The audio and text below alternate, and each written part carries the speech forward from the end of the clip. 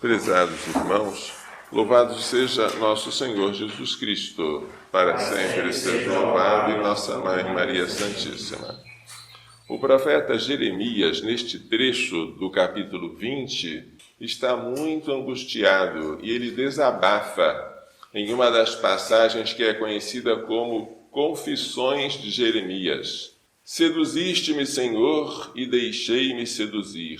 Foste mais forte, tiveste mais poder. Seduziste-me, Senhor, e eu me deixei seduzir. Numa luta desigual, dominaste-me, Senhor, e foi tua vitória.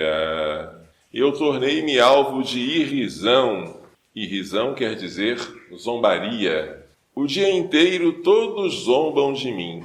Todas as vezes que falo, levanto a voz, clamando contra a maldade, invocando calamidades. A palavra do Senhor tornou-se para mim motivo de vergonha e de chacota o dia inteiro. Jeremias é obrigado a avisar que o povo vai sofrer castigos se não se converter, mas todos zombam dele. Disse comigo, não quero mais lembrar-me disso, nem falar mais em nome dele. Eu pensei muitas vezes calar e não dar nem resposta. Eu pensei na fuga esconder-me e ir longe de ti. Senti então dentro de mim um fogo ardente a penetrar-me o corpo todo. Desfaleci sem forças para suportar. Mas tua força venceu e afinal eu fiquei seduzido. O profeta se vê vencido por uma força que ele não consegue resistir.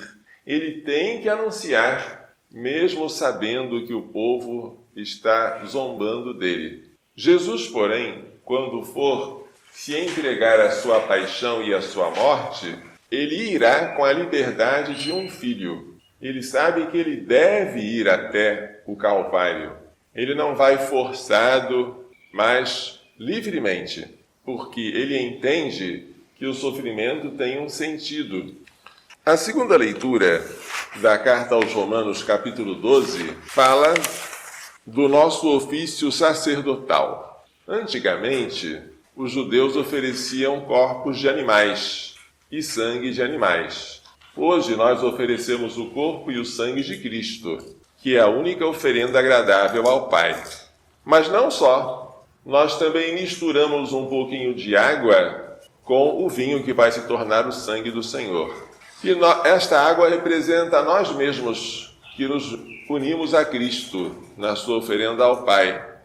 E São Paulo diz, pela misericórdia de Deus, eu vos exorto, os irmãos, a oferecerdes vossos corpos, em vez dos corpos dos animais, como sacrifício vivo, santo e agradável a Deus. Este é o vosso culto espiritual. O nosso corpo, que é templo do Espírito Santo, que foi comprado por Cristo por um alto preço, que não deve ser entregue à prostituição, mas deve ser respeitado e coberto dignamente, este corpo deve ser oferecido no altar, junto com o corpo de Cristo. Sempre damos assim nossos corpos, como dádiva santa e agradável, e o nosso culto em espírito ao Pai sempre é aceitável. O que Jesus fez, sacrificar-se ao Pai, deve ser imitado por nós. Também nós devemos oferecer-nos em sacrifício ao Pai. Prossegue São Paulo, não vos conformeis com o mundo, mas transformai-vos, renovando a maneira de pensar e de julgar. O mundo pensa só na sorte, no dinheiro, no prazer e no sucesso. Nós não devemos nos conformar com o mundo, devemos converter a nossa mente, para que possais distinguir o que é da vontade de Deus, isto é, o que é bom, o que lhe agrada, o que é perfeito. Se nós entendermos a vontade de Deus, nós vamos entender o valor do sofrimento. Vamos perceber que ele não é inútil, mas que ele serve para ajudar Jesus a salvar o mundo. Isto São Pedro hoje não entendeu no Evangelho. Vejamos o que foi que aconteceu.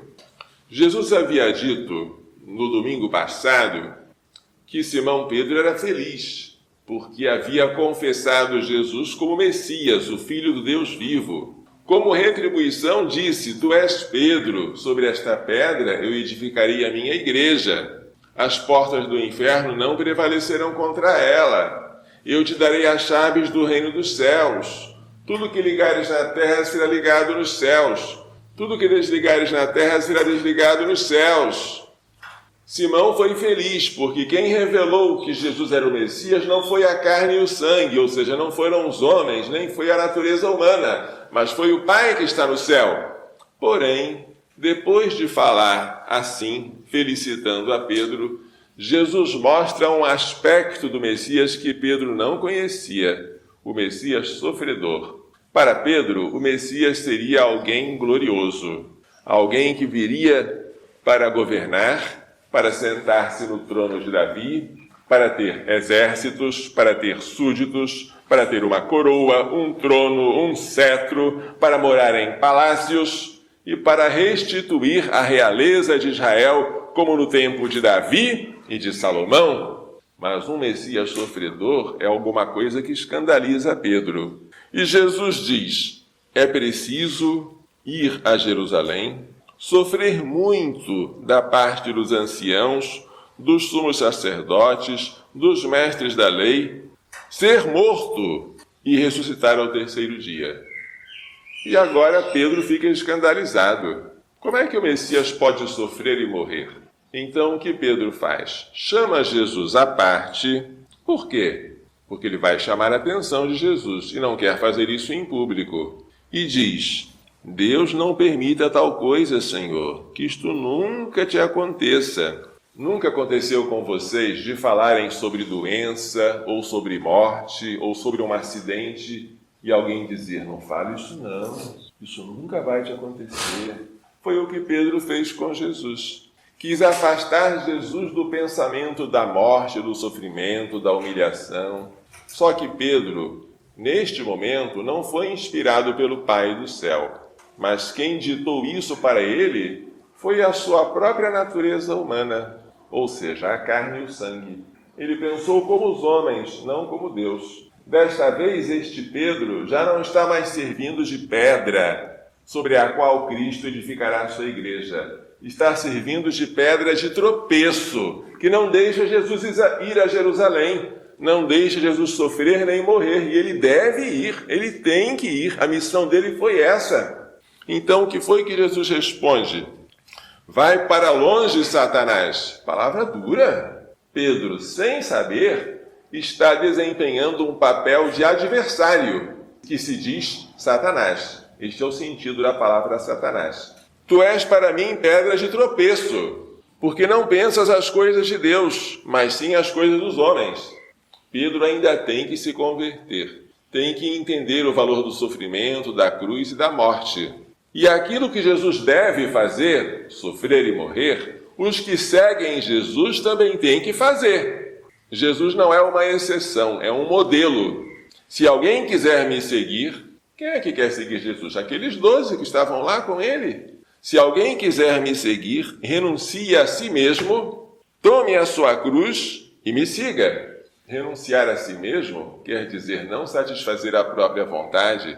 É a maior renúncia de todas. Jesus poderia pedir para nós renunciarmos às riquezas, aos prazeres, mas renunciar a si mesmo, ele foi radical. Tome a sua cruz, a mesma cruz que ele vai carregar primeiro, ele quer que nós carreguemos depois.